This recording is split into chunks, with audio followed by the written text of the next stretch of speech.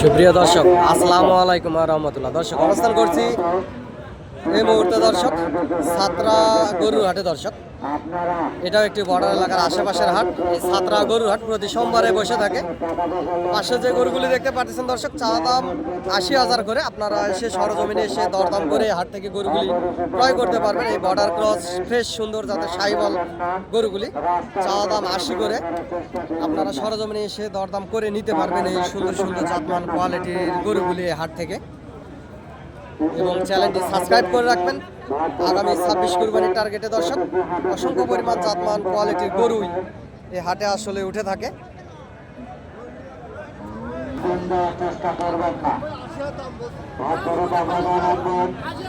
দর্শক, এই পাশে এখানে 8 পিসের একটা লট আছে। এগুলা ওনারা বলতেছে যে চা দাম 80 করে। আপনারা সরজমিনে আসবেন, আসে হাট থেকে দরদাম করে এই গরুগুলি ক্রয় করতে পারবেন।